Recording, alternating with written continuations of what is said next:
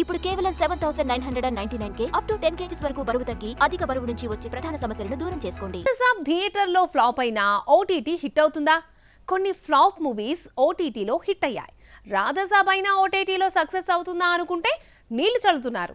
OTT audience కి నచ్చకుండా ఏం చేస్తున్నారు చూద్దాం. సంక్రాంతికి వచ్చిన రాజాసాబ్పై డార్లింగ్ ఫ్యాన్స్ చాలా ఆశలు పెట్టుకుంటే దర్శకుడు మారుతి నిరాశనే మిగిల్చాడు. 3 గంటలకు పైగా లెంగ్తో బోర్ కొట్టించారు. విసిగించిన సీన్స్ ను తీసేసి ఆ ప్లేస్ లో ప్రభాస్ ఏజ్డ్ గెటప్ సీన్ ను పెట్టాడు.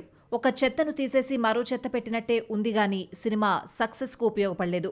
రాజాసాబ్ గురువారం అర్ధరాత్రి నుంచి జియో హాట్స్టార్ లో స్ట్రీమింగ్ అవుతోంది.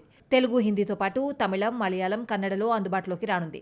ఓటీటీ వర్షన్ లో కొన్ని సీన్స్ యాడ్ చేస్తున్నారు. ప్రభాస్ ఓల్డ్ సీన్స్ తో పాటు కట్ చేసిన కొన్ని సీన్స్ కూడా కలుపుతున్నారు. కథకు అడ్డం వచ్చినా, బోర్ అనిపించినా, సినిమాకు అవసరం లేదనుకుంటే చాలా సినిమాల్లో సీన్స్ తీసేయడం కామనే.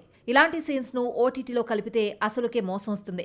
లెంగ్త్ పెంచితే ఇంత పెద్ద సినిమా చూడాలా అంటూ ఓటీటీ ఆడియన్స్ ముందే భయపడిపోతారు. బోరింగ్ సీన్స్ విషయంలో థియేట్రికల్ ఆడియన్స్, ఓటీటీ ప్రేక్షకులన్న తేడా లేదు.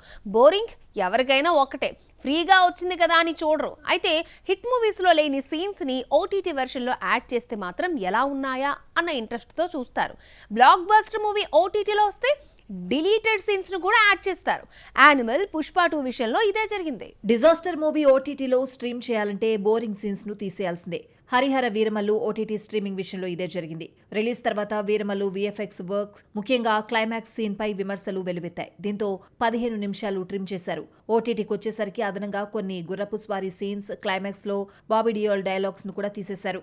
యానిమల్ 3 గంటల 21 నిమిషాల నిడివితో థియేటర్స్ లోకి వచ్చింది. లెంగ్త్ ఎక్కువ కావడంతో ఫైనల్ కాపీలోని 20 నిమిషాలను సందీప్ కట్ చేశాడు. తీసేసిన ఈ సీన్స్ ను ఓటీటీలో కలపడంతో యానిమల్ లవర్స్ మళ్లీ చూడడంతో డిజిటల్లో భారీ వ్యూస్ వచ్చాయి. పుష్ప 2 ఓటీటీలోకి వచ్చేసరికి థియేటర్లో రీలోడెడ్ వర్షన్ కు 3 నిమిషాలు యాడ్ చేసి 3 గంటల 43 నిమిషాలతో స్ట్రీమింగ్ చేశారు. ఈ కలిపిన సీన్స్ కోసం సినిమాను చూసిన వాళ్లే మళ్లీ ఓటీటీలో చూడడంతో పుష్ప 2 అక్కడ కూడా రికార్డులు క్రియేట్ చేసింది.